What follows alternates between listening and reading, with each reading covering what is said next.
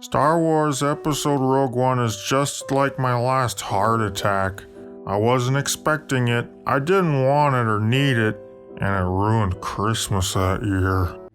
Mommy, why are all the characters dying? Mommy, the funny robot's dead! Merry Christmas! It's Christmas at Ground Zero. There's music in the air.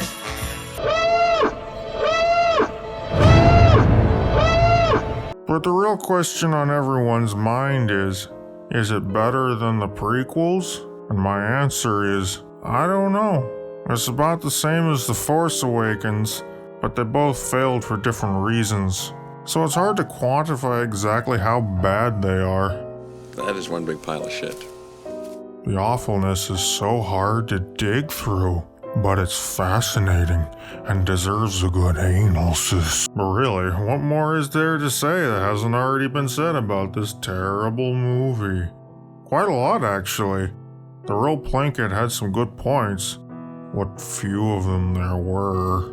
And the other knockoff just bashed the retarded fans and creators and hated on Juice a lot.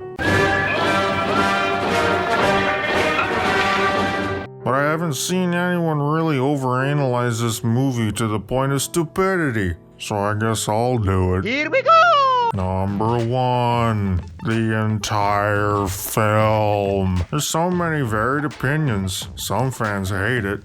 Because this is a miserable nightmare. Wait, because I went and I saw Rogue One, and I thought Rogue One... I'm so disappointed. It wasn't a movie. And some fans love it. It might be a 9 out of 10, but you know, I'm definitely buying this Blu-ray. And me personally, I loved Rogue One. I loved this film. Me personally.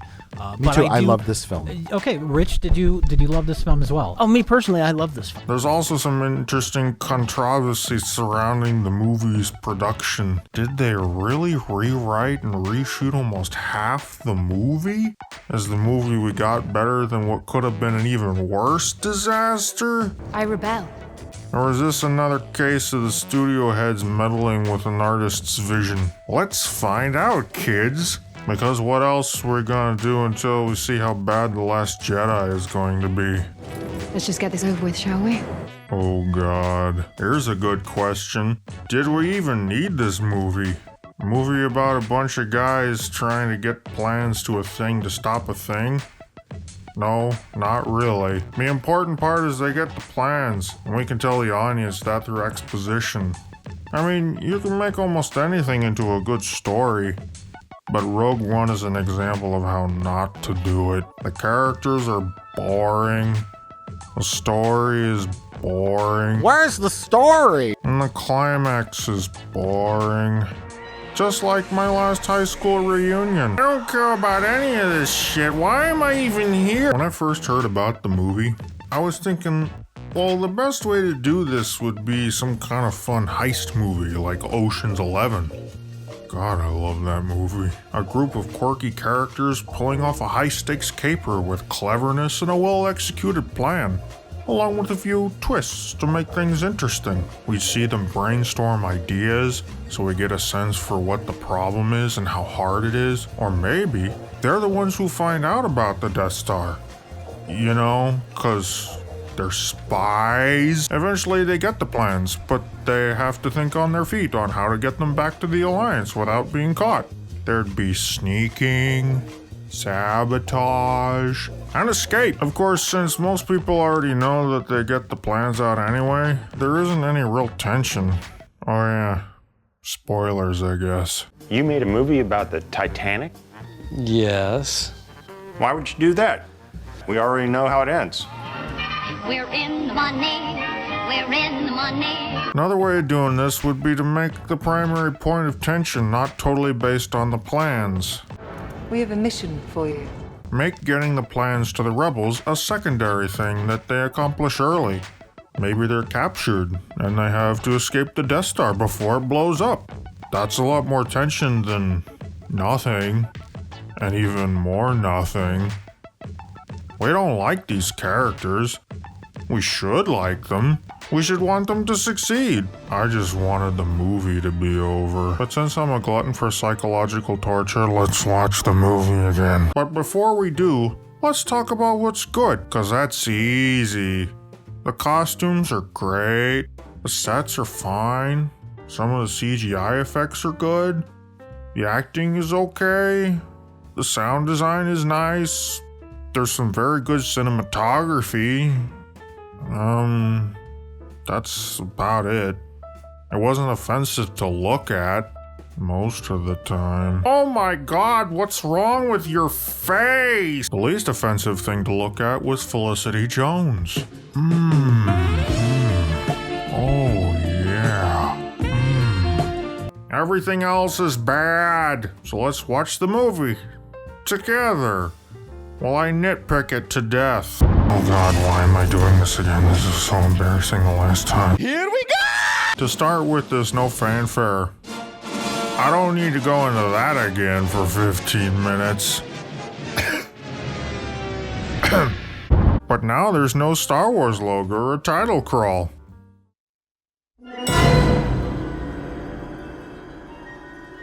This sort of bothers me, and sort of doesn't. It broke new ground! The Star Wars logo is iconic, and is used in almost every other medium in the franchise. But by not using it, it makes the logo feel more special for the main storyline of the Star Wars universe. At what point does it become overused? I don't know. It works well enough without it, I guess. I applauded it for being different! It broke new ground! So we'll give it a pass for that, even though it doesn't deserve it. But it would have been nice to have a title crawl with different music. The title crawl serves a good storytelling purpose to help us understand what's going on in the movie. And with different music, it could have set a different tone than the main episodic movies. Either way, I don't care enough. I've got bigger fish to fry. Mon calamari, anyone? After the opening shots, our first scene is the confrontation between Galen and Krennic. Sir, why did we park so far away? Because it looks cool, duh. Also, why did they use this new transport ship? The Empire already has a standard issue Imperial shuttle.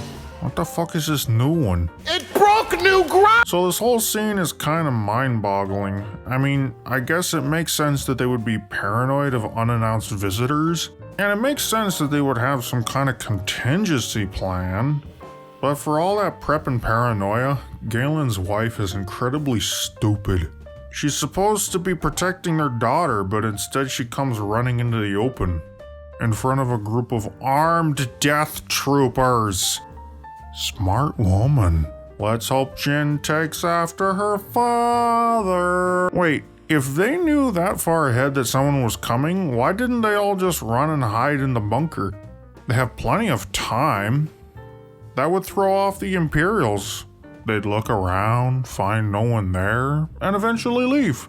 That would give Galen and his family time to pack up and leave before they came back for a more thorough look over. Sound familiar? Hey, remember blue milk? I remember.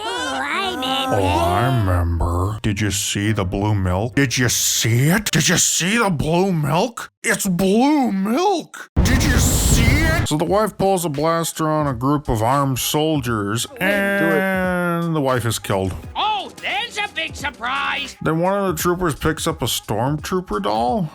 I get that they need some kind of kid toy to tip off the fact that they know there's a kid around somewhere, but a stormtrooper? That's like giving your daughter a Nazi soldier action figure during World War II instead of a normal doll. I guess Galen doesn't believe in gender stereotypes.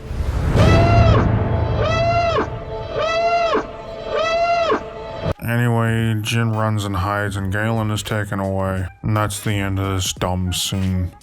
Here's a better way to play it out. Consider the following. Galen is teaching Jyn target practice with a harmless blaster toy that shoots harmless blasts, kinda like this thing. We establish that A. Jyn is learning to shoot. B. The blaster is harmless. And 3. That Galen cares about his daughter and spends time with her, establishing a healthy father-daughter relationship. This simple thing sets up an action for later and establishes the characters, specifically developing the relationship between the characters and how they feel about each other. We get a little of this character stuff in the film, but it's so boring. And honestly doesn't show any kind of personality. It just establishes that Jin's parents are idiots, and Jin is good at doing what she's told. So you understand? I understand.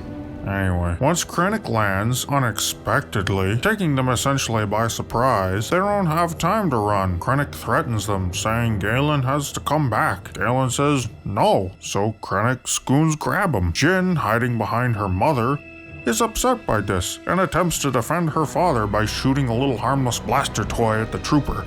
The troopers just react and shoot at the girl, but her mother steps in front to protect her, getting shot instead. Galen and Jin freak out. Galen clutches his dead wife, and the troopers try to grab Jin. Galen fends them off, and he tells Jin to run. Galen is quickly overpowered by the troopers, but Jin manages to slip away. She hides in the bunker. Galen is dragged onto the ship. The troopers can't find Jin. End of scene. In the same amount of screen time, we have a lot more going on with character emotions, blocking, and actions.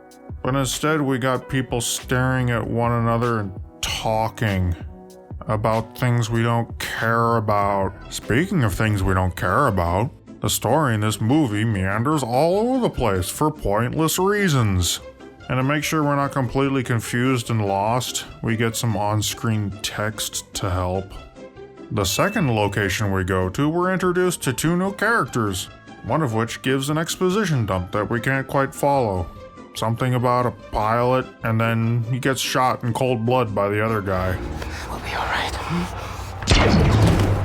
At this point, we don't like this guy, and since we don't know his name, I'm gonna call him Guy McAccent. Our next stop is another planet where we see some bad dudes and a pilot. We still don't know what's going on or who we should care about, but the movie doesn't seem to care because we're off to yet another planet. We're back with Jin, or an older version of her at least. Congratulations, you are being rescued. Off to another planet. Boy, I'm getting dizzy. We're over 10 minutes into the film and I don't care about any of this. Why didn't we just start on Yavin 4? What was the point of the last 10 minutes? So this next scene full of clunky dialogue establishes some kind of starting point. The rebels will set Jin free if she helps them. They want to use her to talk to some guy from her past we don't know, about a pilot sent by her father so they can find her father and bring him back to the Senate for testimony? What? This is incredibly convoluted. We're not just looking for a guy who knows where Jin's father is, we're looking for a guy who knows where to find the guy who knows where Jin's father is. The first time I saw this movie, I could not make heads or tails of what was going on, and thus I did not care at all. It's so dense, every single image has so many things. Of course, Jin agrees to be a giant tool, because what else is she going to do? So if there's nothing to talk about, we'll just put you back where we found you. Then we meet the only somewhat likable, non-bland character in the movie, a robot named K2SO. He's like a depressing C-3PO, voiced by Alan Tudyk, and he's dreamy. I meant the robot, not the actor. So the commander dude takes aside Guy McAccent, because I still haven't figured out what his name is, even though it's been said once before, and tells him that his real mission is to kill Galen, not rescue him. Which makes no sense. Why would you kill someone who has basically already completed his job of designing parts for the Death Star? That's like killing the architect after the house is already mostly built. Maybe they think it's still a research project? This should have been changed. It should have been to extract Galen so he can tell the rebels about the Death Star and how to destroy it. But the mission fails because Galen is killed. No one knows what to do. But someone, say Jin, comes up with the brilliant idea. Hey, maybe they have a plan or schematic. If we can analyze the plans, we should be able to find a weakness. Or maybe someone suggests it in the beginning of the movie, and it's dismissed as being too hard, so they try the easier plan of rescuing Galen. Of course, this completely ignores the problem that Jin doesn't care about any of this. You've never had the luxury of political opinions. I digress, but you get the point. Back on track. So it's off to yet another planet. It's amazing the number of planets we visited, and yet the pacing in this film takes forever to get anywhere.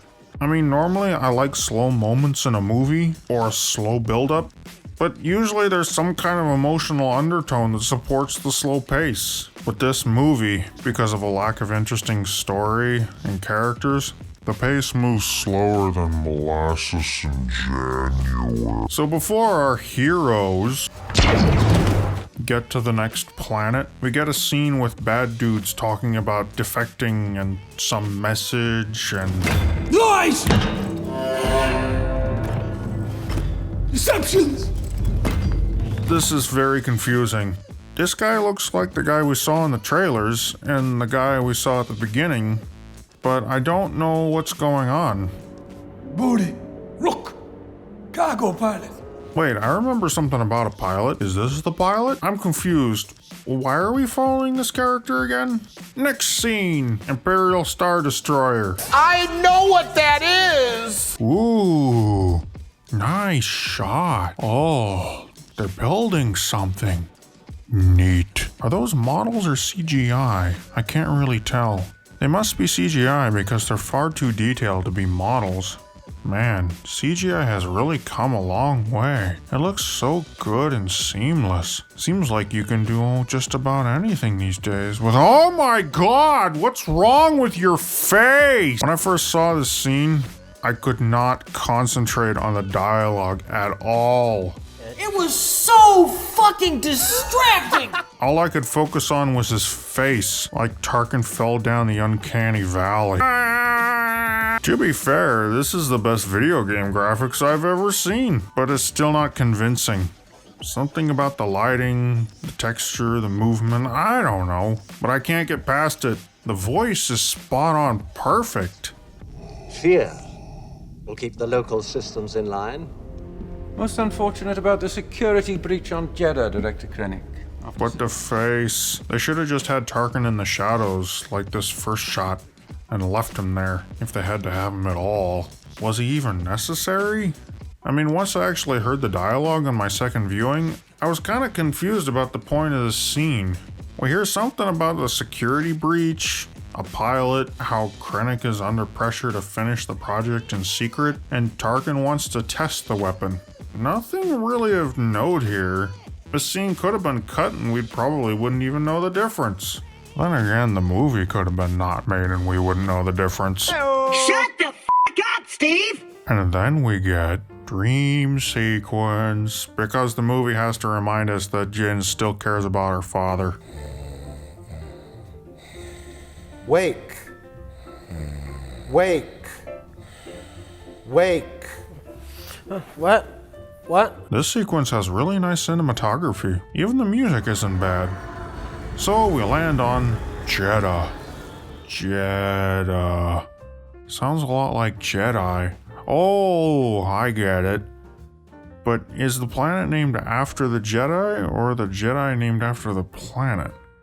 Did anyone think this through when they wrote it? Wait. I didn't know Star Destroyers could go planet-side. It broke new ground! I can't think of any times that might have been useful. This bothers me. I feel like a ship that size would be in big trouble in a planet's atmosphere. Doesn't even look like it's got landing gear. Next we get back to the pilot and some kind of tentacle monster. This scene doesn't need to be here either. The only thing we get from this scene is this dude will find out the truth. Borgullet will know the truth. The unfortunate side effect is that one tends to lose one's mind. But that doesn't happen. The guy's just a little fuzzy brain for a little while, and then later he's fine. Why is this scene here? Lucas then realizes that he can't remove major segments of the movie in editing because they're intertwined. I mean, I've thought about this quite a bit, and the tricky part is you almost can't take any of those pieces out of there now. I may have gone too far in a few places. So Jyn and Guy McAccent go into the city because reasons. Why do I sense we've picked up another pathetic life form? I thought they were going to see this other guy about the pilot. What are they going into the city for? Probably just to waste my time. Or maybe it's for this.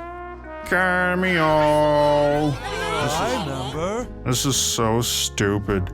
You seriously expect me to believe that One Eye and Buttface just happened to be on this planet and then immediately leave before... And the next place they go is Mos Eisley? Really? Cut the shit out, movie. Probe droid reference. Distracting! Stop it! Probe droids shouldn't be wandering around a crowded city anyway. These dumb fan service references are like dangling a shiny object in front of a cat. Some are gonna love it, and others are gonna look at you like the retard you are. Then we get a bunch of exposition that's hard to hear because 1. There's a ton of street noise. 2. He's keeping his voice low as to not attract attention. And C. His accent makes it hard to make out every word, so we really don't get what's going on. If Jen needed this stuff explained to her, and the audience needs to hear it too, this should have been done in private on the ship.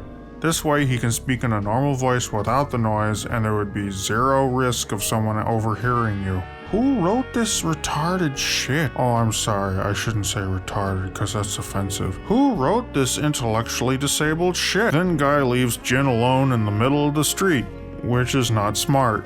And we get a short bit with these two extraneous characters. Guy comes back and we get some bullshit about a Jedi temple and Guardians of the Wills or something. It's unimportant to the movie and it never comes up again. So why is it in the movie? Anyway, I guess it's time to have an action scene because the movie knows the fanboys are falling asleep. You've got drool in your beard. Wake. You might want to wipe that up. Wake.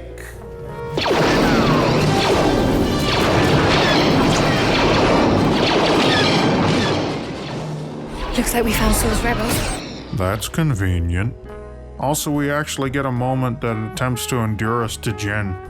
Because we gotta show she's a nice person, rather than a total bit. I rebel. Now in this battle, Guy McAccent does something confusing that I didn't catch the first time I saw this, because all I saw were people shooting at each other. If we slow it down, we see that first, Jin hides in front of the tank instead of just running away. McAccent sees a dude come out with a grenade. The dude is about to throw the grenade at the group of stormtroopers. We clearly see that Jin is not on this side of the tank where the troopers are. She is, in fact, behind the tank in cover. But McAccent shoots the dude so he falls and the explosion happens closer to Jin than where the dude was actually going to throw it. Jin looks at McAccent like, "Dude, what the fuck?" Then McAccent nods to a creepy dude that I think is with the rebels. It's like he's saying to the creepy dude, "I got your back, man," even though he's probably just killed a rebel along with some innocent people. For no reason. What the fuck? I really don't like this guy at all. Whose side is he on? Anyway, more shooting, more explosions. Boring. And holy shit, Jin takes out a dozen stormtroopers like it's no sweat. You wouldn't be related to someone we know, would you? Then we get a little funny moment with the robot. I thought I told you to stay on the ship. You did, but I thought The movie. it was boring and you were in trouble. There are a lot of explosions. I think this could be great. You're right. I should just wait on the ship. I am altering the deal. Pray I don't alter it any further. Next we get a kung fu scene for the Chinese market. Nice choreography though. Never to be used again in the rest of the movie. I've got you in my sights.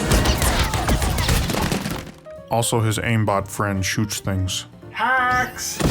Then the robot leaves because we can't reshoot the entire movie. And our two heroes are captured by Creepy Dude and taken to this guy. By this time we can make the connection that his name is Saw Gerrera. Cool character concept. Great acting as well. Too bad it's all wasted.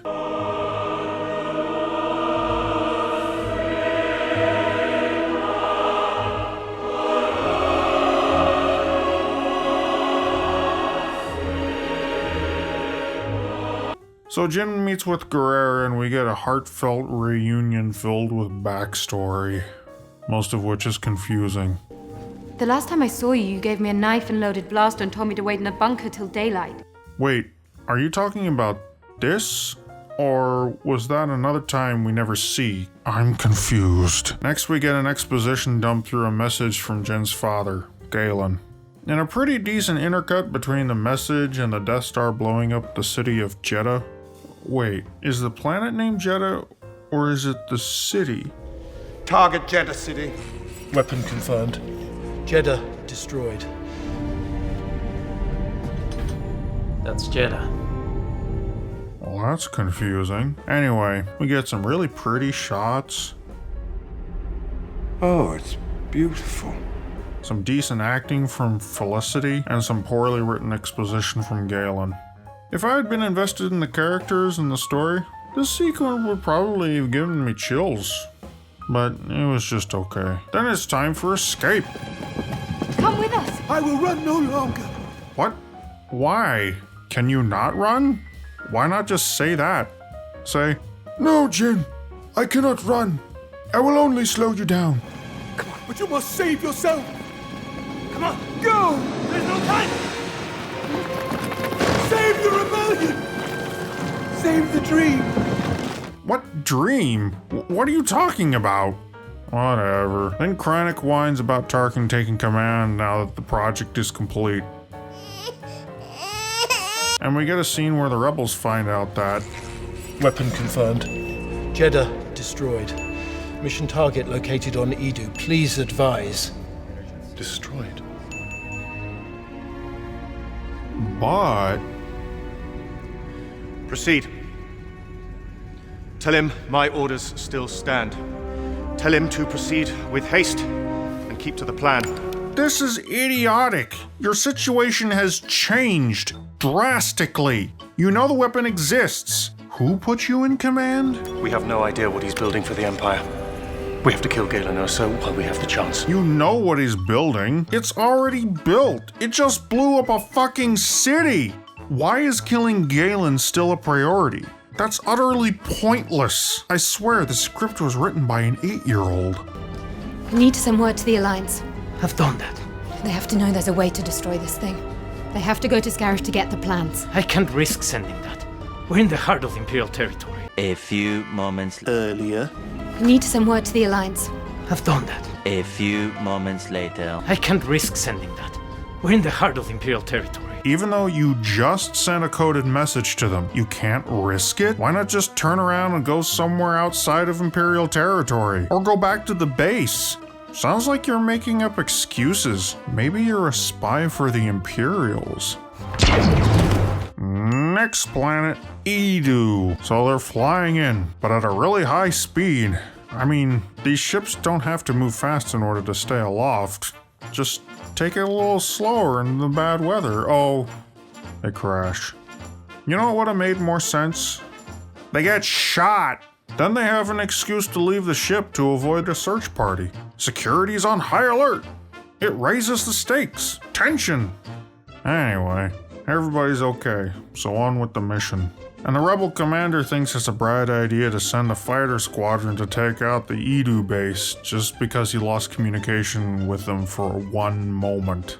How is this guy still in command? His incompetence astounds me. So everybody except the droid gets close to this Imperial base. What are they doing? I think it might be better if I stay behind and guard the ship. And then Krennic just shows up at just the right time and everyone's having a meeting in the rain. In the rain.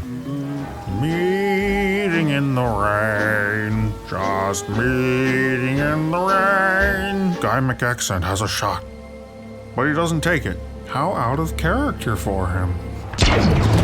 So Jin sneaks up onto the platform and K2SO gets the comms working. And they find out that the rebels have an incoming squadron. Get the squadron leader on. Get him on now. They're already engaged, sir. That was fast. McAccent freaks out and K2SO relays to the rebel command that they fucked up. You sure had confidence in the man you picked for this mission. One short comms blackout and you jumped the gun. I bet you wish you'd waited a bit longer before doing something stupid, huh? Whoops! Anyway, explosions, action, excitement, death scene, escape, moping. You lied to me. Whoa, whoa, whoa. Jen should be angry, but not at Guy. She should be saying, What the hell happened out there? Why did a squadron of rebel ships attack the base we were supposed to sneak into? What the fuck, dude? but instead she immediately jumps to the conclusion that Guy was going up there to kill her father. The only indication that that might have been the case is all the hullabaloo about the face of a killer and his blaster being in the sniper configuration. But he could have just been scoping out the situation, or maybe his real target was somebody else. Jin don't know that and can't make that assumption.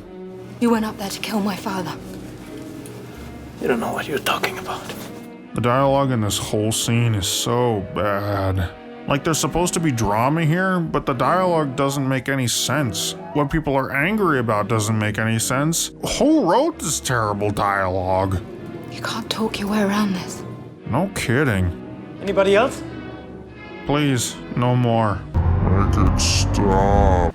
Oh my god. This next scene is just...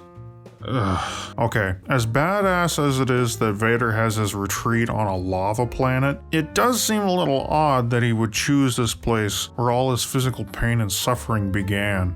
The only reason I can think of that makes sense for this is that, being on the dark side, he feeds off anger and hate to draw from the dark side. So dwelling on his pain and suffering for dark side meditation makes perfect sense. But I have a feeling that wasn't the reason why the locale was chosen. When we started to come up with the idea of where Krennic would meet Vader, we really started to play around with, okay, mood and look. So we went back to sort of our safety net, Ralph McQuarrie. We went back to his sketchbooks. Ralph did some early exploration of what Vader's castle was. And so when this scene came up, we thought, well, let's resurrect that idea. I will admit this scene does look cool, even if it is mostly CGI. Nice cinematography and sound design, although the actor in the Vader suit has no commanding presence on screen.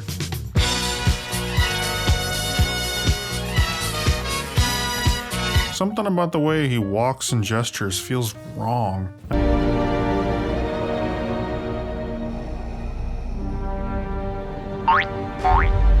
And the neck looks weird.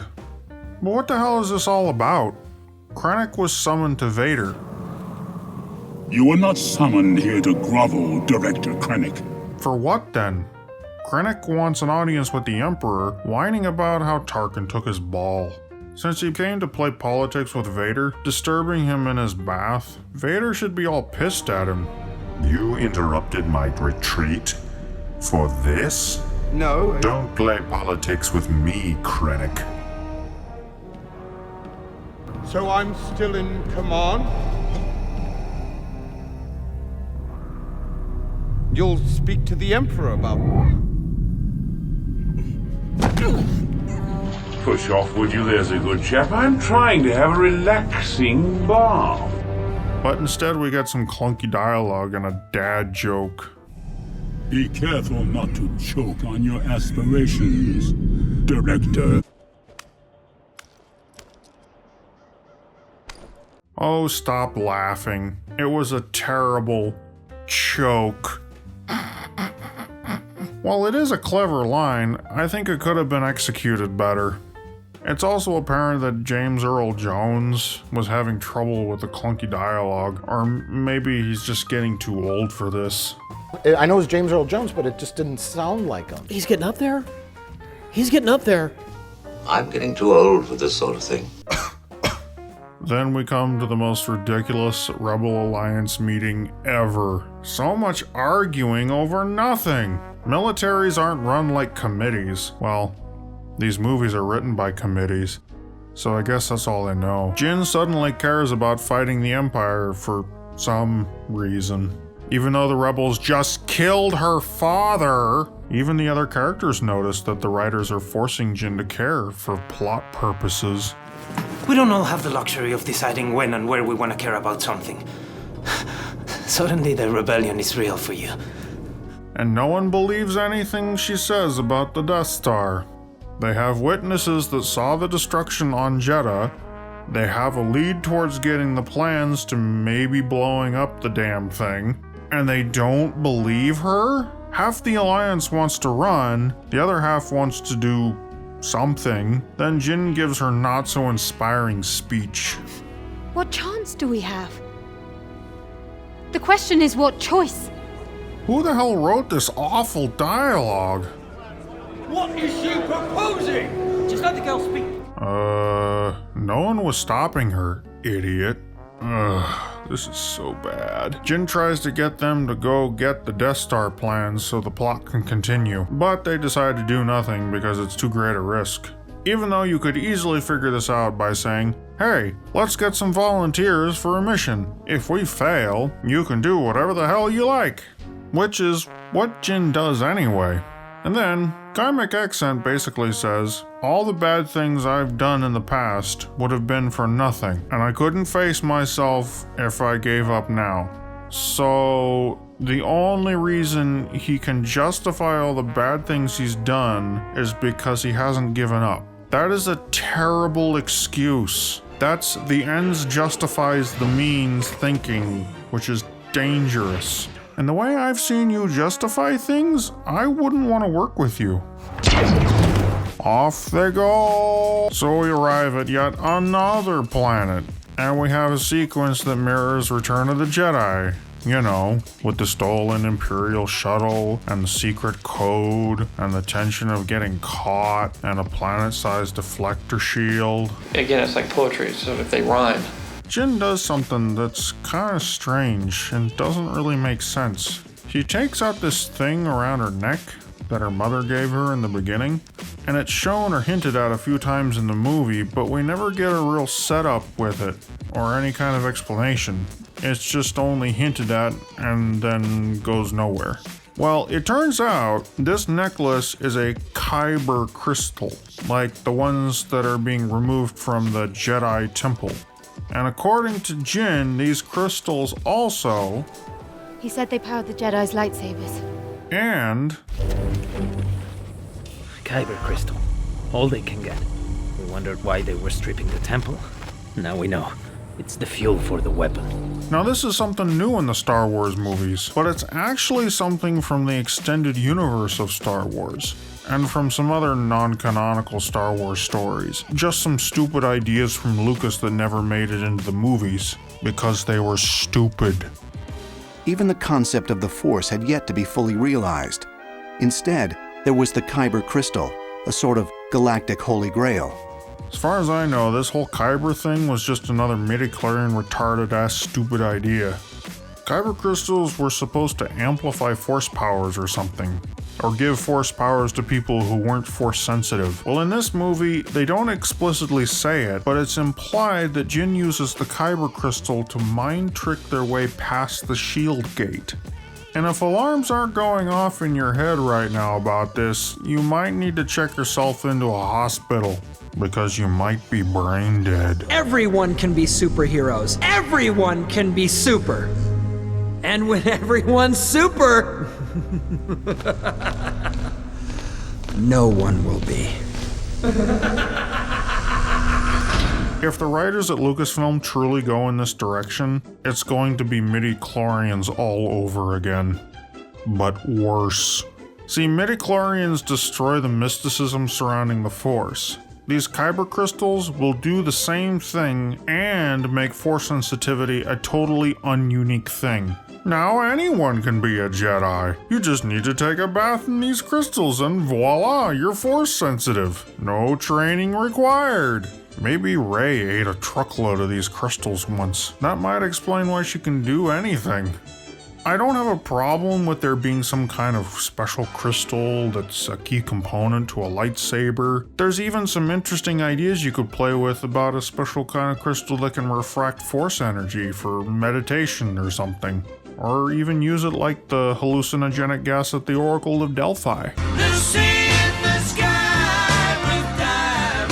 But not create force energy artificially or amplify it. That's ridiculous. Anyway, I'm getting away from my point. My point is that this whole moment is kind of stupid. I like the idea of it being a character moment where she's doing it as like a good luck charm or in a moment of hope or whatever. But since there's really no setup for it earlier in the film, it's basically cinematically going through the motions without anything to back it up. Whatever. Who cares? Anyway, they get past the gate. Land, sneak around.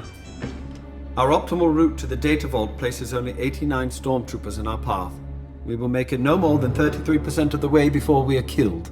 Didn't really seem like a problem before. This is not gonna work. Why didn't you say so before? I did say so before. Then they blow some things up. Finally, some more action for the fanboys. Wait, how did the rebels get to all those locations so quickly? The facility looks huge, and there's water in between the islands. How did they get there without using these railed transport thingies? Or if they crossed the water, how did they do it without getting spotted? Oh, fuck it. Who cares? Oh my god, explosions! I love explosions! Then the rebels find out what Jin's been up to. Intercepted Imperial transmission, Mom. Rebels on Scarif. I need to speak with Admiral Radis. He's returned to his ship. He's going to fight. Wait, who just said that line? He's returned to his ship. He's going to fight. Was it this guy? Maybe it was that guy. Who cares? Well, since everyone else is going, fuck it, let's go! Meanwhile, at the battle, suddenly, AT-ATs. Completely unnecessary no matter how badass they are. And the AT-ATs weren't in Empire because that's a badass concept. They were in there because, we need a thing in the snow that's a threat. That's a threat. Right. Why are there ground assault vehicles here on this tropical planet that's mostly water with a base that's just filled with archives? Where did they even come from? Like, these new AT-ATs are supposed to be transporting something? What are they transporting? Coconuts? Oh look, here comes the rebel fleet. Now here's something interesting. While it's basically more fan service, I actually appreciated that they used footage of X-Wing pilots from 1977. It's pretty seamless. It works, and it's kinda neat. Even if it is shameless fan service. More action. Oh my god, space battles! They've closed the shield gate. What does that mean? Oh look, you're trapped. Almost like you didn't have a plan for getting out. So to get the plans out, they have to use the giant dish at the top. But in order to use the dish, they have to take down the shield gate. Someone has to take that shield gate down. If the shield gate is coming down anyway, why couldn't they just run with the plans and use a ship to get out? Also, Bodhi is given the task of getting in contact with the rebel fleet above, but he needs to patch something through a thing and techno mumbo jumbo and some kind of master switch because he needs something to do, I guess. This begs the question, what else would the rebel fleet above be doing but attempting to take out the shield? If I'm trying to provide air support to troops on the ground, and there's a shield in the way preventing me from doing just that, wouldn't priority number one be take down the fucking shield? Why does Bodhi even need to tell the rebel fleet to do something they should be doing anyway? I guess he needed to give them the confidence to take it down? So the Three Stooges are working on getting the data tape, and then a group of stormtroopers shows up. Those troopers sure are in a hurry to get to the archives. Do they know that one guy is knocked out? Who told them something fishy was going on? Who is this? What's your operating number? I thought this whole beach battle was supposed to be a diversion. This doesn't make sense, except to have action. Oh my god, action! Wait, what? Was that guy from Jeddah? Or rather, the city that got blown up? Target Jeddah City. Did he have family there? That planet looked pretty sparse to me. Oh well. Who cares? We're having no effect on that shield. No shit, Sherlock. Try shooting the gate. You know, the thing that's generating the shield? Man, this shield would have been useful for something. So Jin and Guy are looking for the plans and K2SO is keeping out a constant stream of troopers. Eventually, it's too much for the poor tactical droid, and we get the only death scene that actually made me a little sad. This is the only part of the movie I actually felt even the slightest bit of invested emotion. Now cracks the noble heart. Good night, sweet prince. And flights of angels sing thee to thy rest. Meanwhile... So they have to climb. Oh my god, the music here is so bad.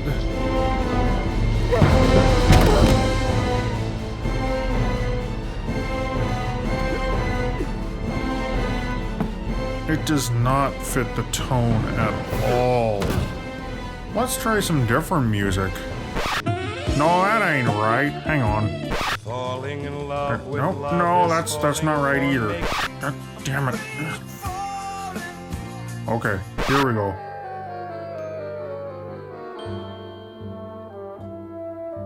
Oh my god. No, nope.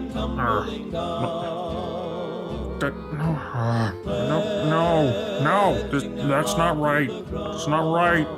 Just no. Okay, here we go.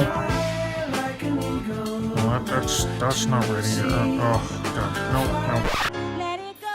Okay, I'll put the thing on the thing. Put the thing, what? Okay, here we go.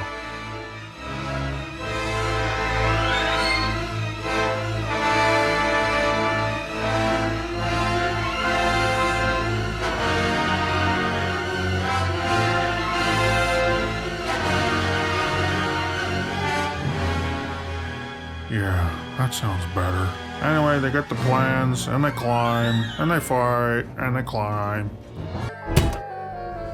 Bye! Meanwhile, Bodhi gets a message through to the fleet, because... I'm one with the Force and the Force is with me. Ninja Dude hit a switch. Yay! And now that Bodhi has completed his task, he is no longer needed. Goodbye! What was going through this stormtrooper's head? He doesn't have any real reason to suspect that Bodhi is a rebel. Hey, you! Identify yourself!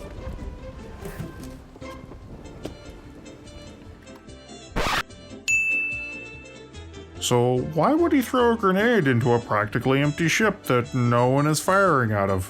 I guess the writers knew that Bodhi's usefulness had come to an end, as had these other characters. Bye! So Jin climbs, gets to the top, inserts the data tape into the suspiciously convenient slot, and then the computer lady tells her to reset antenna alignment. Which is pointless busy work that could have been cut out. But that's most of the film anyway. Pointless busy work. Or maybe they had to have it, otherwise it would create a glaring continuity error because they reshot half the film. Oh, fuck it. Who cares? Then a ship somehow spots her and starts shooting her, even though the ship probably doesn't know if she's friend or foe. And doesn't seem to be paying attention to the other X-Wings still in combat in the sky. Hey! Squirrel! Where?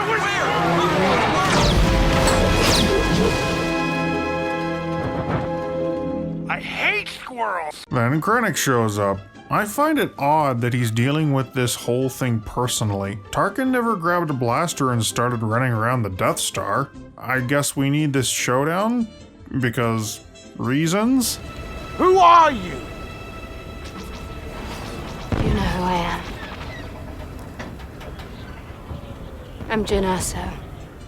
Anyway, the shield goes down and the signal gets through. Yay! Then the Death Star shows up. Wait, is the shield up? Or down, because in this shot it looks like it's still up. Who cares? Then there's this moment where Jin and Guy, I think, are supposed to have a romantic moment, but it's confusing and off-putting because this kind of relationship was never alluded to, established, or developed. Come on. Come on. You're imagining things. Am I? This moment isn't at all earned. Then the Death Star fires. Whoa, nice shot. Great shot, kid. That was 1 in a million. Oh good, the rest of the characters I didn't care about died.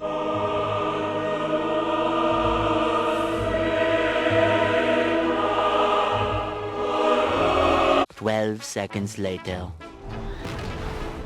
Carrier has arrived. Then Grandpa Vader shows up and says his tired lines. Prepare a boarding party. Darth Vader needs to take a nap. I'm getting too old for this sort of thing.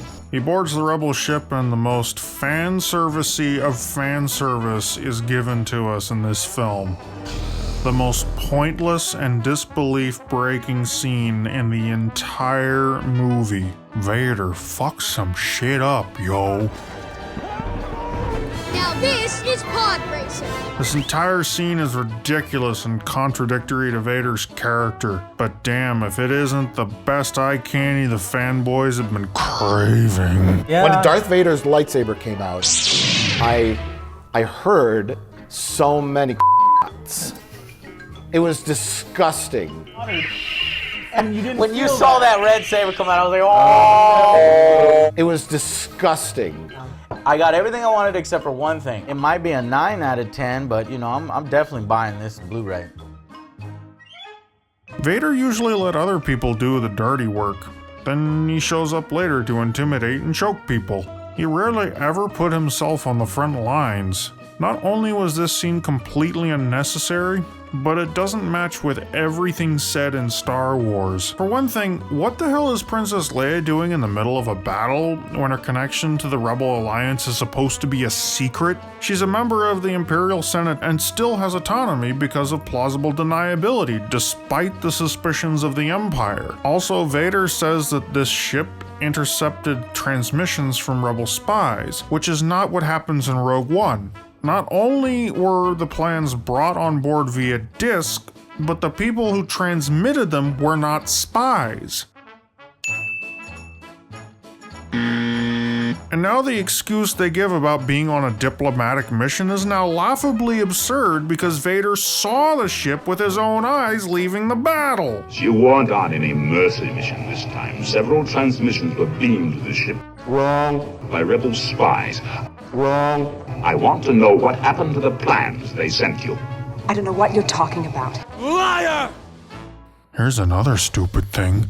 According to the way events play out in Rogue One, neither Vader nor the Empire would know what the transmissions contained, but somehow now he knows at the beginning of Star Wars. The Death Star plans are not in the main computer. From this dialogue, it sounds like Vader has been investigating and hunting down the rebels for a while. I have traced the Rebel spies to her. Now she is my only link to finding their secret base. Maybe the Rebel spies that stole the Death Star plans were captured and interrogated after they transmitted the plans to Leia. And Leia's mission was to take the Tantive 4, a consular ship on a diplomatic mission, and drop out of hyperspace at a designated place and time to pick up a coded transmission from those Rebel spies deep in Imperial territory, and then escape just as quickly. That sounds plausible and far more exciting than all this jazz. Next we get the plans being given to CGI Leia. Impressive, but still uncanny valley. And again, unnecessary. Oh good, it's finally over. I gotta go pee. I'll be right back. If it takes forever,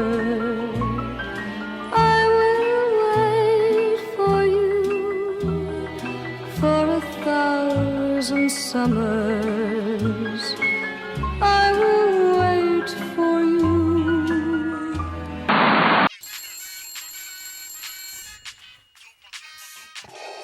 Who's calling me at this hour?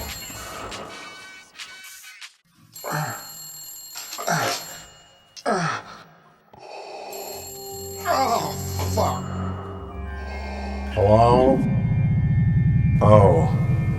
It's you. Yes, it's me. Who else would it be? What do you want? I have felt a great disturbance on the internet. Oh. We have a new enemy. Oh. Fortunately, they haven't gotten much attention, but that could change at any time. Who wants to watch these frauds talk about movies? Everyone always complains about things on the internet. A fucking goat can review movies better than these assholes. Yes, but we don't need another asshole on the internet we can't control. We need you to make him an offer he can't refuse. Oh, I thought you were gonna work on that. Yes, normally I would, but I'm busy. Huh? Episode 8 is almost finished and I have a fucking fiasco on my hands with this Han Solo movie. Oh. Besides, we'll pay you. We wouldn't want you to starve, would we? I like to eat cheeseburgers. I put chicken strips in my asshole. Then you'll do it? No. Fine. I'll deal with it myself. Don't you got anything better to do? Hey, when's my next review? Patience, Lord Plinkett. We will have a review for you soon. Oh. However, the council was not pleased with your hack idiot's review of Rogue One. Wait, what? Next time, make sure they follow the points we give you more closely. Wait a minute. We almost decided not to pay you this time. Hey, where's my check? It's in the mail. Don't get your panties in a bunch. Did you get the last one we sent? Yeah. I spent the 20 grand on hair plugs. Look, would you just get out of my bathroom? I don't know why I even bother. Eat my shorts, you fuck. I heard that. That's better. Number 2. The movie we got and the movie we almost got. So how did we get this movie? Well, this guy did the story treatment. Remember him? The CGI Yoda guy? He pitched it to Kathleen Kennedy, and she gave it the green light. So they did some stuff, hired a director and some writers, and well, things seemed to be going pretty great till Disney executives saw the first cut of the film. I rebel. Oh, and they weren't happy. So they hired another writer and ordered reshoots, which reportedly ended up being close to half the movie. Now, reshoots are normal after principal photography. It's usually for polish, or correcting minor mistakes, not rewriting characters or plot, which is probably why all the characters are so utterly boring and bland. But to be fair, it's possible we could have dodged a really terrible movie. The trailers gave a lot of people the indication that Jin's character was an unlikable bitch.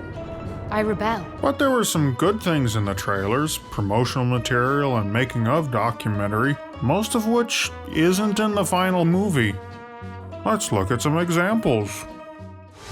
This is our chance to make a real difference.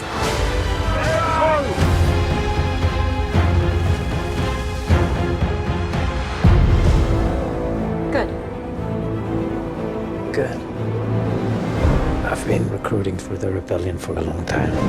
We destroyed our home. The captain says you are a friend. I will not kill you. Thanks. There is a 97.6% chance of failure. He means well. The power that we are dealing with here is what will you do when they catch you? What will you do if they break you? If you continue to fight, what will you become? They even made toys from scenes that were never in the final movie. Wait, what? Sergeant Jyn Erso. They gave her a rank? I thought she was just their prisoner. What? I would really like to see what Gareth Edwards' original vision was for this film. It could have been really good. but only Disney has the say on releasing deleted scenes, and that's most likely never going to happen. In fact, any deleted scenes are suspiciously missing from the Blu-ray release, and there's no commentary track. I get the feeling there was some real disagreement about the movie, but I think Gareth Edwards was probably selected to be a yes man rather than someone the studio trusted to bring a unique vision to life. It's the best job offer of my life, and so I have to do it. Like, it's just like the second they offered it, it was like checkmate. And Gareth probably made the smart decision of agreeing with the boss rather than fight for his vision. Make it okay for people to challenge an idea or two. The good ideas can withstand it, and the weaker ideas fall away and make room for something. That is not what we're doing. Well, you're throwing potted soil on our fat guy, and no one has ever argued with the fat guy. Going, well, okay, we can make this work, and it's like this, it's all right. Okay, all right. It's like that, that's what it's become. We all know what happens when the studio execs have a creative disagreement with the directors that can't be resolved. You're fired. The very last scene when Vader fucks up those guys in the hallway was supposedly added much later as part of the rewrites the studio demanded. We were cutting the film together, and my editor, Jabez Olson, he said, I think you need to see one last moment with Darth Vader. Like, I think he needs to have like a badass moment. And we all felt the same way. When he mentioned this, it was about 4 months maybe from release. Kathy Kennedy came in, and Jabez pitched this idea to her, and she really loved it. Again, it's like poetry, so if they rhyme. Weeks went by, and Kathy came in and she said, "What is that?" Pointing at the knight in shining armor. She said, "That's amazing." She said, "That has to be in the movie." So that's how Captain Phasma came to be. Again, it's like poetry, so if they rhyme. Which makes me think the heart of the movie was ripped out to shove in this kind of trash. But even knowing that, it's hard to say which would have been worse. The movie we got, or the movie we almost got. You and I will probably never know. Number 3. A lack of anything memorable. When I first finished this movie, I could not remember any of the new characters' names, except for Jin, because people kept shouting it at her. Jin. Jin. Jin, no! Jin. Jin. I gotta find Jin. Jin! Go with him, Jin. Jin. No. Jin. Jinasu. Jin! Who are you? We had a bunch of side characters that didn't do a whole lot, or say a whole lot, that made them memorable. When you have to start inventing names for characters when you try to recall what they did in the movie, it's not a good sign. For example, Ninja Dude, Can't Miss Muscle Man, Guy McAccent, The Funny Robot, The Pilot, Wheezy Darth Vader, Director Whiny, Commander Moron, Blue Fishman, and that idiot. The reason characters are memorable isn't because people say their name a lot, although that helps, because I forget things about... What was I talking about? They're memorable because a character is well drawn. By which I mean a character has clear motivations, wants, desires, goals, reactions, thought processes, and flaws. Kinda like real people. Characters that aren't memorable are cardboard cutouts that are puppeted around from event to event, not really seeming to care until the plot requires it. Unforgettable. That's what you are. Forgettable, though near or far. Who are you?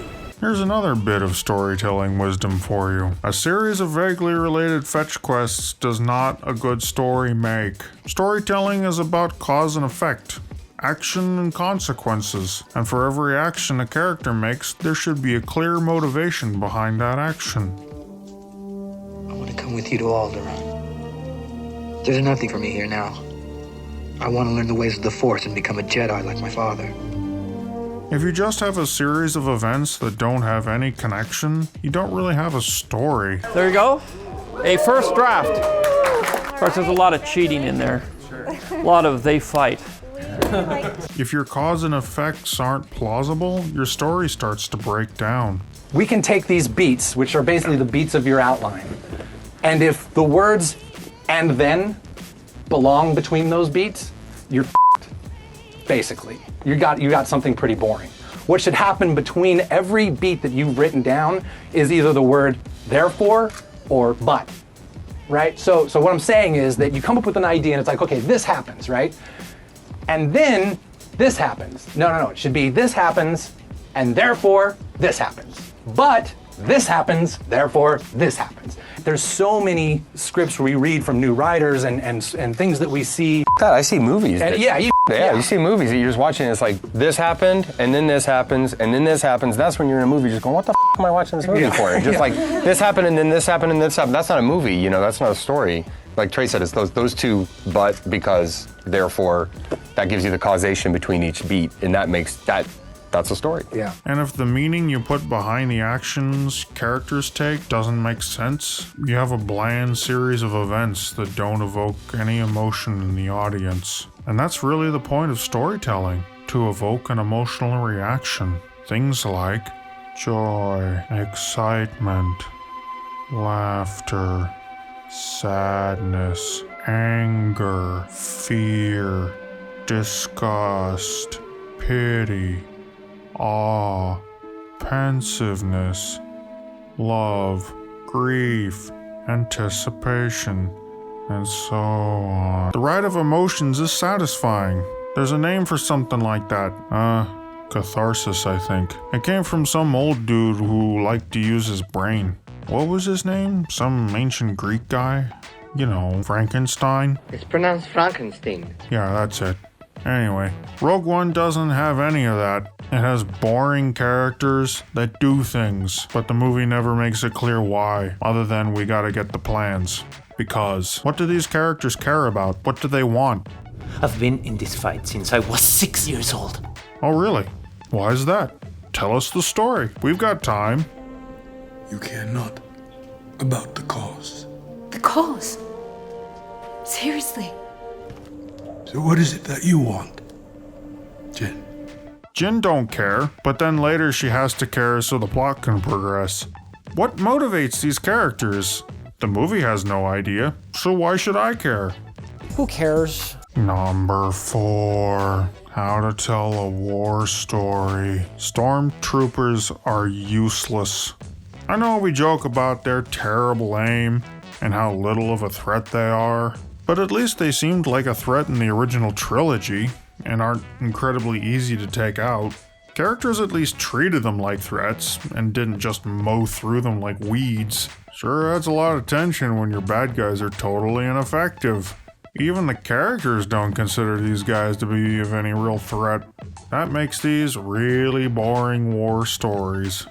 This is a huge problem with these new movies. They don't know how to make up a good war story. It's like they never played with action figures as a kid, or played any war games, or listened to their grandpa recite the same crap from World War II you've heard him spout again and again. When you tell a good story, it's got a point to it. Like when you tell your buddies that time you outsmarted those kids who kept playing on your lawn. Yeah, they didn't expect those bear traps.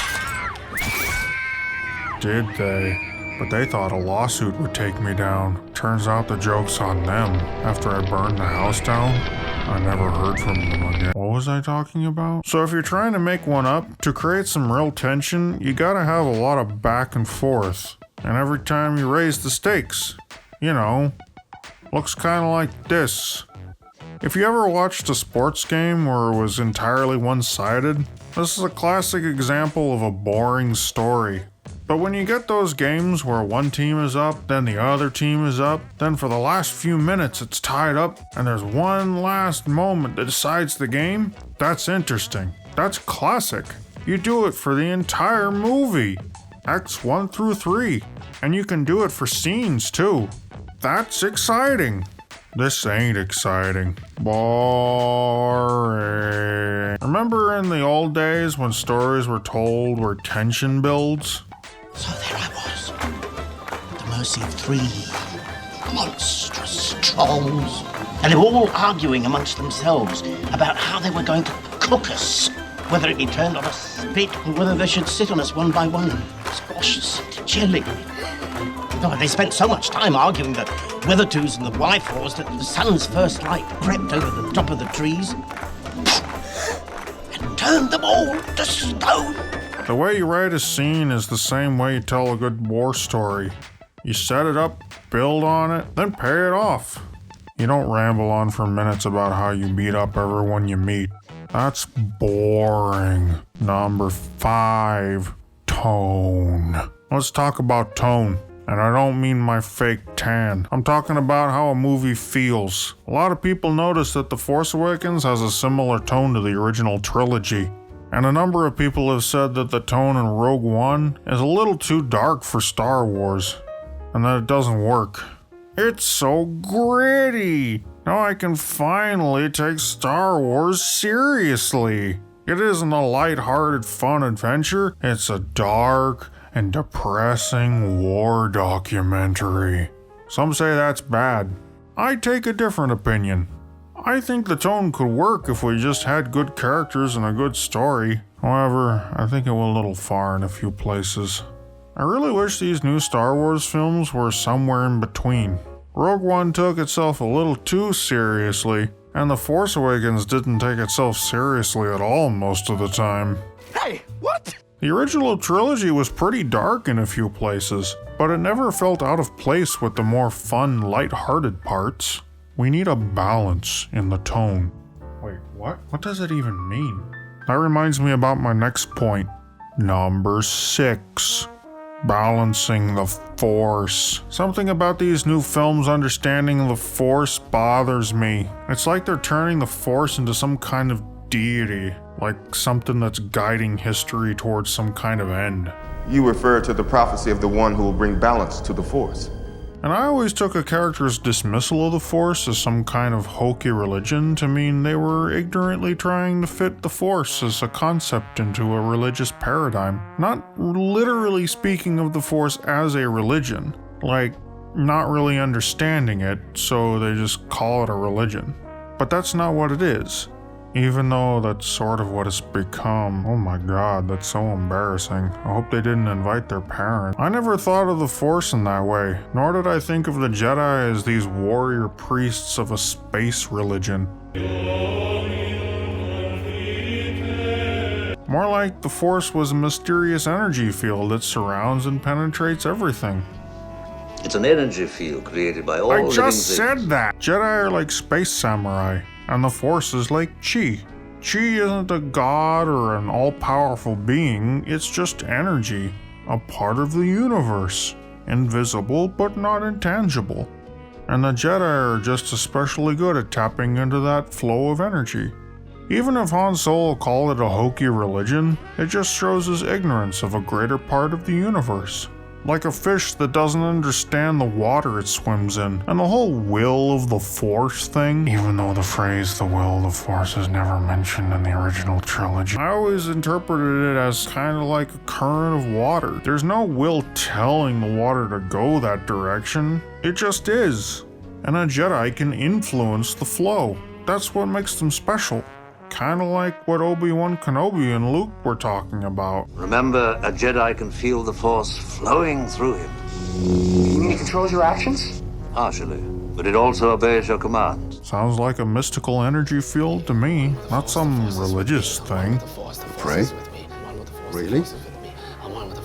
So why am I talking about all this? Well, Rogue One attempts to retcon the basis of the Force by turning it into a galactic religion complete with a temple and a religious object of interest. Turning this into this. Which to some people wouldn't be altogether bad, I just don't like it. because making it into a theistic religion demystifies the whole concept of the Force, bleeding away all of the magic. The Force and the Jedi are concepts borrowed from a lot of different philosophical ideas, rather than religious ones, like Taoism, Zen Buddhism, Stoicism, chivalry, and Kevin Baconism. Let me break it down for you uncultured, uneducated children of the internet. You see, Taoism is this ancient Chinese philosophy about living in harmony with nature. No, I'm not talking about the sticks. It's more like the flow of the universe and everything. They call the Tao. You've probably seen this before, tattooed on your mom's ass. You've got your yin and your yang, light and dark, hot and cold, sun and moon. That's no moon. Yada yada yada. Neither are good or bad, only polar opposites of one another. Both are seen as different forms of chi, or sort of life energy, like two sides of the same coin. This idea mixed with Zen Buddhism, a sort of detachment of emotional bonds, and weird monks and martial arts, is what inspired a lot of what became the Force and the Jedi. So George Lucas oversimplified these ideas into a struggle between good and evil, and there being this light side and a dark side to the Force, a good side and a bad side of this life energy thing, and Jedi are basically Zen samurai monks in space with laser swords. The problem is the yin-yang thing was never really a good versus evil. That came from Western ideas. So when Lucas started using the idea of balance in the Force, it starts to show the contradictions implicit within the very oversimplified and distorted ideas. Because of the contradictions, there's two ways of interpreting things. One, the Jedi are like one side of the yin-yang, and the Sith are like the opposite side. Then balance means there should be both, always in existence and always interacting. One necessitates the existence of the other in an endless cycle of stupid harmony, which is kind of dumb. Or two, both the Jedi and the Sith are wrong, and the correct way to use the Force is to be in the middle, which is really dumb. And I'm afraid this is where Star Wars is going. There's this stupid CGI cartoon that I'm afraid is foreshadowing the retcon doom destined for Star Wars. You're a Force wielder, but you're not a Jedi. Wielder? Jedi and Sith wield the Ashlar and Bogan, the light and the dark. I'm the one in the middle, the Bendu. An object cannot make you good or evil. The temptation of power, forbidden knowledge, even the desire to do good can lead some down that path. But only you can change yourself. TLDR, you're all wrong. Extremes are wrong. This comes from that same ancient Greek dude I mentioned before. What was his name? Igor? No, it's pronounced Igor. Anyway, this Greek dude had a philosophy called the Golden Mean, aka the Golden Middle Way, moderation in all things. You got virtues that land in the middle of two polar opposite vices. It's not too hot or too cold, but just right. What do you see? Light.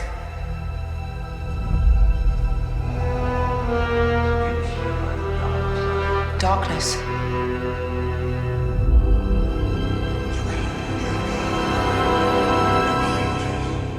A balance. It's so much bigger. The problem is the Jedi weren't then extreme, unless you count moderation in all things an extreme, but then you'd have to moderate your moderation, what would make you extreme. But that can't be right, because then you'd need to be moderate. The other thing is, but you have to be moderate. Then you'd have to moderate your moderation. Moderate would make you extreme. Oh no! Fuck it. Who cares? How about you keep it nice and simple? The Jedi were the good guys, espousing virtues like honor, courage, kindness, humility, patience. modesty, charity, diligence, self-sacrifice, justice, compassion, etc. Oh fuck, I've dropped my encyclopedia. But to make all that now an extreme that must be balanced, it's contradictory, because we all know these things to be good. But now we need to accept dark side things as good too? What? It's time for the Jedi to end.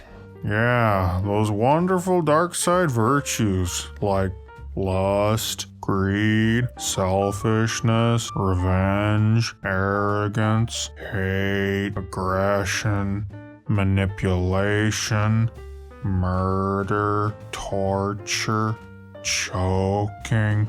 Man, the dark side does seem like a lot more fun, doesn't it? You can't make the yin-yang into a good-evil dichotomy and then make the two extremes wrong and the middle right.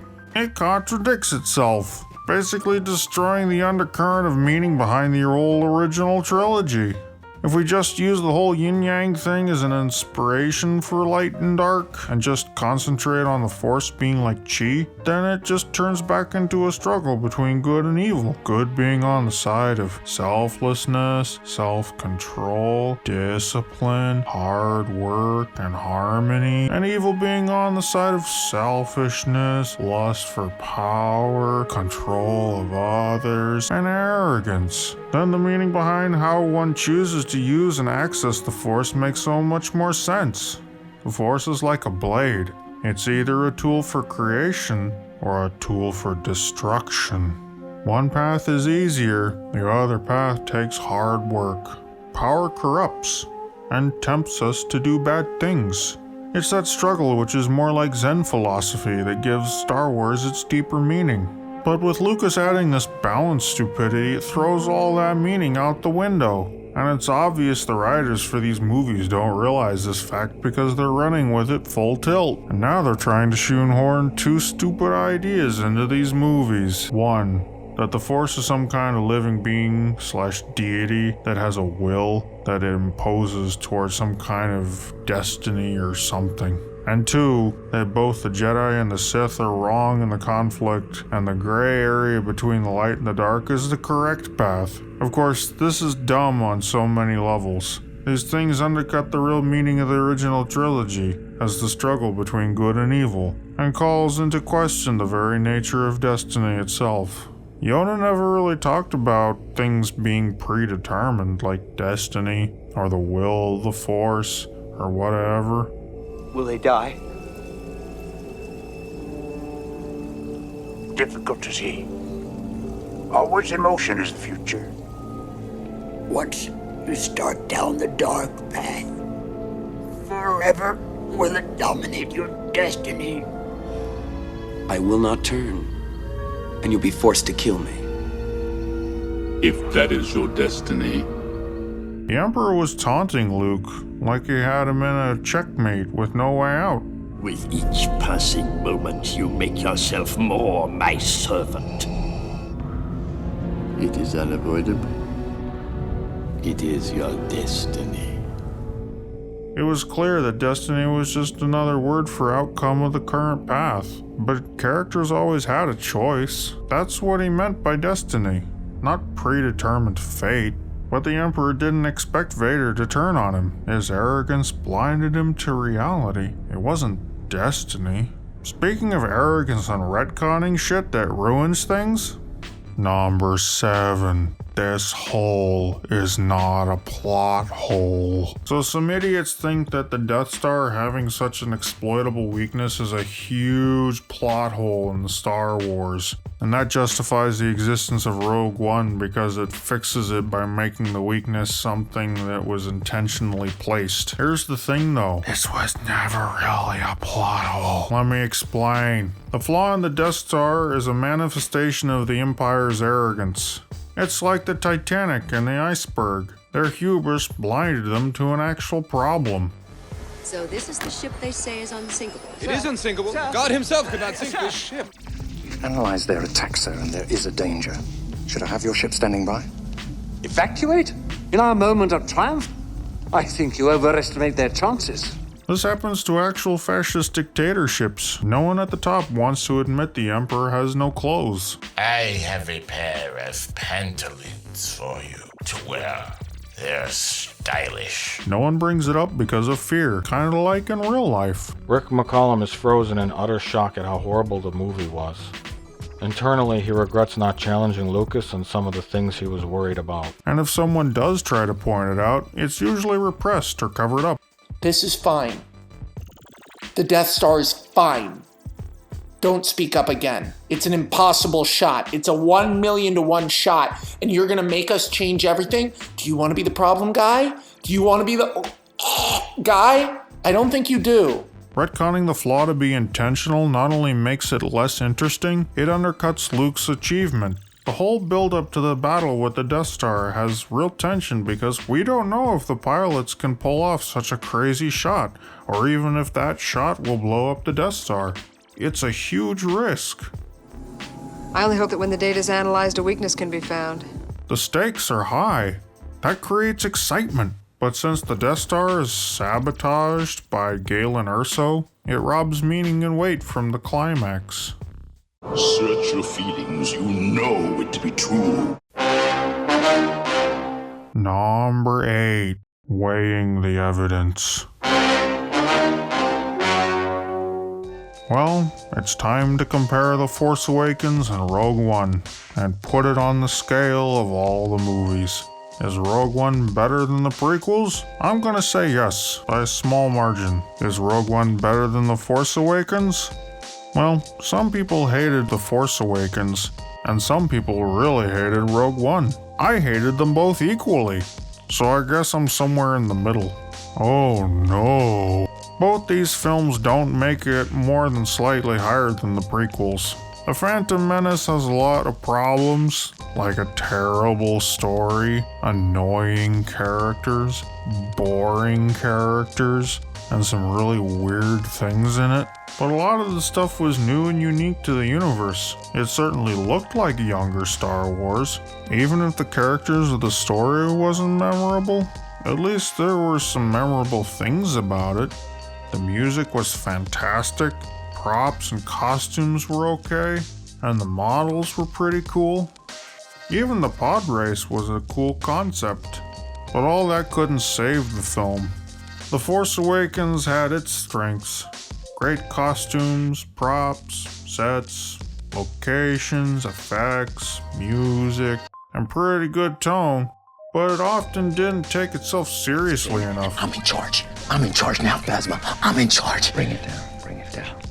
And the constant fan service was so annoying. Characters at least felt different and somewhat defined, even if they were sort of unlikable or had confusing motivation. The movie had an energy to it, but it just didn't hit the mark.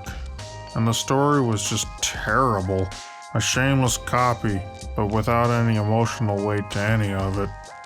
Rogue One's main problem is the story and characters are terrible.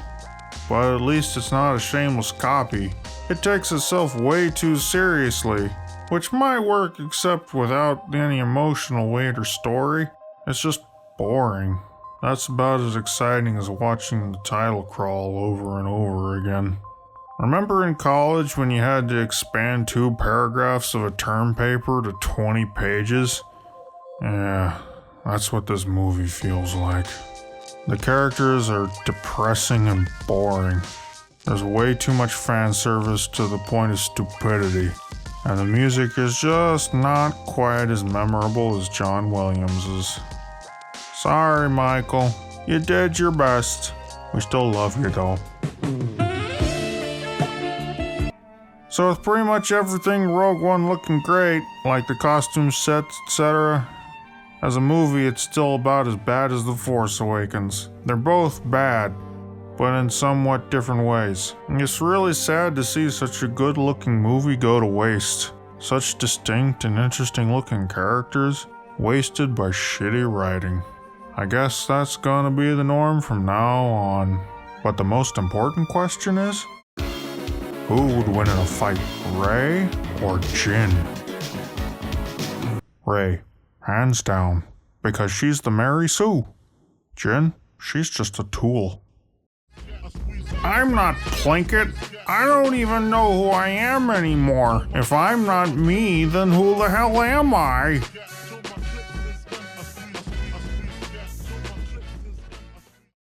Well, that's my review. All done. Hey, who's knocking on my door at this hour? Yes, who is it? What do you want? It's a pizza delivery for Hexpod Media. I didn't order no goddamn pizza. Who the fuck are you?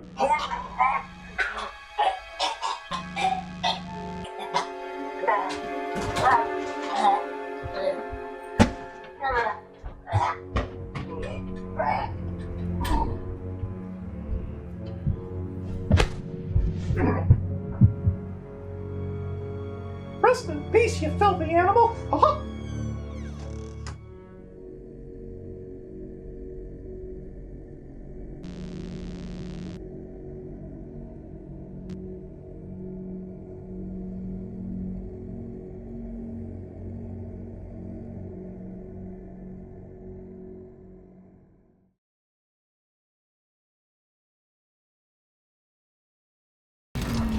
My instructor was Mr. Langley, and he taught me to sing a song. It's called Daisy. Daisy, Daisy, give me your answer too. I'm half crazy, all for the love of you. It won't be a fun